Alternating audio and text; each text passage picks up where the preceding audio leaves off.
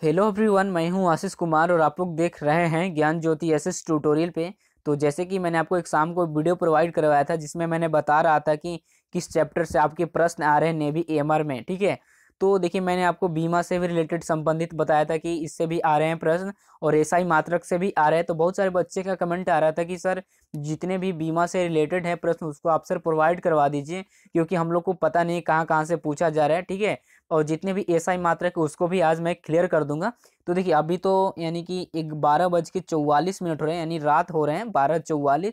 तो मैंने सोचा कि चलिए आप लोगों के लिए मैं बहुत मेहनत कर सकता हूँ, क्योंकि आपके लिए अगर आप सिलेक्शन कर लेंगे तो मुझे बहुत ही खुशी होगा, बहुत खुशी, मतलब थोड़ा बहुत नहीं। मैं भी सोचता हूँ कि देखिए ऐसा कोई बात नहीं कि मैं 12 साढ़े 12 बजे तक मैं कोई वीडियो, मुझसे क्या फ़ायदा है, कुछ नहीं है। मुझे आप लोगों के लिए इतना मेहनत करना होता है, मुझे बहुत अच्छा लगता है। ठीक है, तो चलिए शुरू करते हैं। आज का जो भी बीमीय सूत्र है उसको देखते हैं।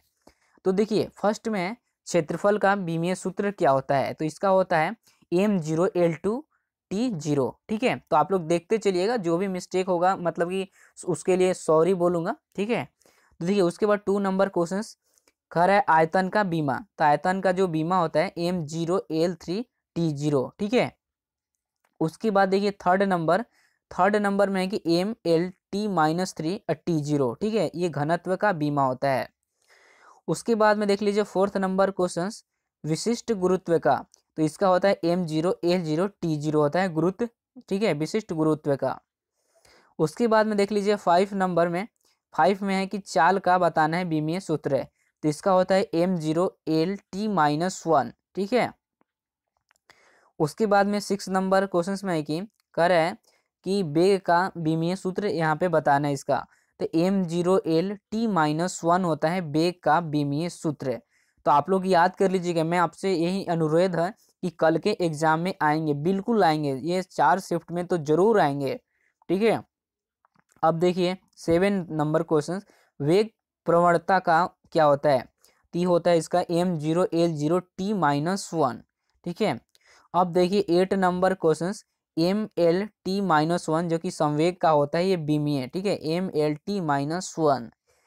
उसके बाद में अगला क्वेश्चन ये 9 में है कि 9 में त्वरण का क्या होता है बीमा। तो इसका होता है M0L-T-2 होता है त्वरण का बीमा। उसके बाद देखिए 10 नंबर क्वेश्चन है कि गुरुत्वीय त्वरण का क्या होता है बीमा। तो इसका होता है M0L-T-2 होता है। ठीक है, नेक्स्ट क्वेश्चन 11 में है कि 11 देख लीजिए बल का कर है। तो बल का होता है MLT-2 होता है इसका बीमा। ये सारा बीमा से ही संबंधित प्रश्न है, आप लोग इसको रट्टा मार लीजिएगा। कल के लिए तो एकदम 100% श्योर है कि इसमें से आपको आएगा ही आएगा। ठीक है, तो आप लोग इसको रट्टा मार लेना है। उसके बाद देखिए भार का बीमा क्या होता है। तो भार का होता है MLT-2 होता है भार का बीमा। ठीक है, अब देखिए 13 नंबर क्वेश्चन में कि तनाव का क्या होता है। तो तनाव का होता है MLT-2। तो देखिए यहाँ पे मिलता जुलता है, यानी कि मिल रहा है, यहाँ पे देख सकते हैं बिल्कुल और सेम है। उसके बाद देखिए यहाँ पे 14 नंबर क्वेश्चन है। 14 नंबर में है कि घर्षण गुणांक का क्या होता है बीमा। तो इसका होता है M0L0T0। ठीक है, उसके बाद देखिए 15 नंबर क्वेश्चन 15 नंबर में है कि बल नियतांक का बीमा क्या होता है। तो इसका होता है ML0T-2 होता है। ठीक है, अब देखिए 16 नंबर क्वेश्चन में है कि कार्य का बीमा क्या होता है। तो इसका बीमा जो होता है ML2T-2 होता है कार्य का बीमा। उसके बाद देख लीजिए 17 नंबर क्वेश्चन कि ऊर्जा का बीमा क्या होता है। तो ऊर्जा का जो बीमा होता है ML2T-2 होता है। ठीक है, ऊर्जा का बीमा। तो ये शायद ये क्वेश्चन आया था शायद आज। ठीक है, अब देख लीजिए 18 नंबर क्वेश्चन 18 नंबर है शक्ति का क्या होता है बीमा। तो इसका जो होता है ML2T-3। ठीक, नेक्स्ट क्वेश्चन देखते हैं 19 में कि आवेग आवेग का क्या होता है बीमा। तो आवेग का जो बीमा होता है MLT-1। ठीक है, उसके बाद देख लीजिए 20 में कि कोणीय वेग है। कोणीय वेग का क्या होता है। तो M0L0T-1 होता है कोणीय वेग का बीमा। ठीक है, तो इसको याद कर लेना है सारा जितना भी है। उसके बाद देखिए कोणीय त्वरण का क्या होता है, तो कोणीय त्वरण का जो होता है m0l0t-2 होता है इसका बीमा। ठीक है। अब देखिए 22 में कि जड़त्व आघूर्ण का क्या होता है, जड़त्व आघूर्ण का जो होता है ml2t0 होता है, ml2t0। ठीक है, ये जड़त्व का होता है। उसके बाद देखिए 23 कोणीय संवेग का बीमा क्या होता है, तो इसका होता है ml2t-1। ठीक है। अब देखिए 24 में है कि गुरुत्वाकर्षण नियतांक का बीमा क्या होता है, तो इसका जो बीमा होता है m-1l3t-2। ठीक है। उसके बाद देख लीजिए 25 में कि प्रतिबल का बीमा क्या होता है, तो प्रतिबल का जो बीमा होता है ये है आपका ml-1t-2। ठीक है। अब देखिए 26 में है कि चुंबकीय फ्लक्स का बीमा क्या होता है, तो इसका होता है ml2t-2a-2। ये होता है आपका चुंबकीय फ्लक्स का। ठीक है।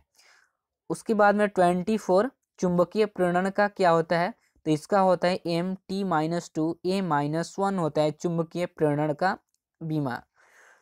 उसके बाद में अगला क्वेश्चन 25 में कि प्रेरकत्व का बीमा क्या होता है, तो प्रेरकत्व का जो बीमा होता है यहाँ पे आप लोग देख सकते हैं ml2t-2a-2 होता है प्रेरकत्व का बीमा। उसके बाद में 26 नंबर है, 26 नंबर में है कि ml2t-3a-2 का ये बीमा होता है प्रतिरोध का होता है। ठीक है।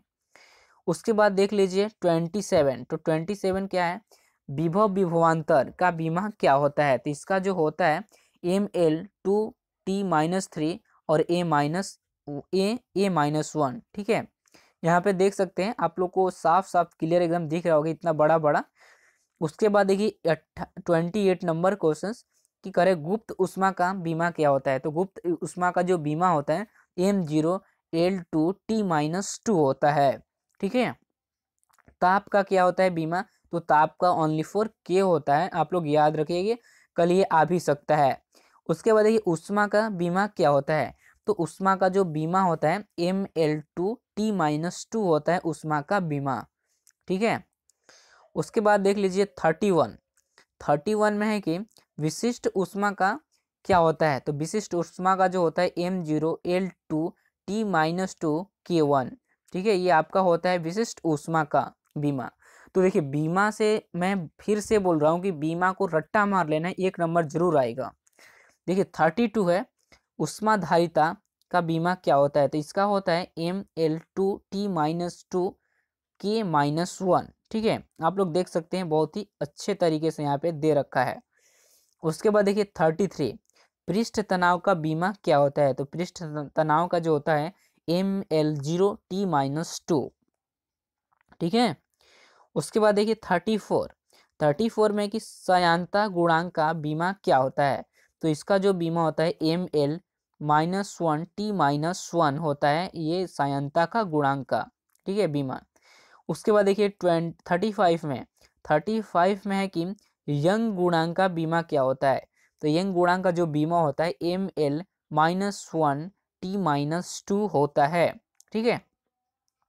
अब देखिए 37 आवेश का बीमा क्या होता है, तो आवेश का जो बीमा होता है m0l0ta होता है बीमा। ठीक है।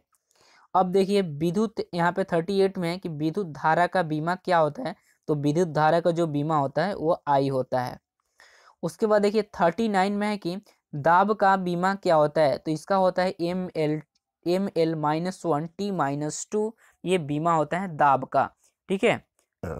अब देखिए 40 में कि जड़त्व आघूर्ण की बीमा क्या होती है, तो इसका होता है ml2 होता है, यानी ये जड़त्व आघूर्ण का होता है। उसके बाद देखिए 41 की फलांक नियतांक का बीमा क्या होता है, तो इसका होता है ml2t-1 होता है फलांक नियतांक का बीमा।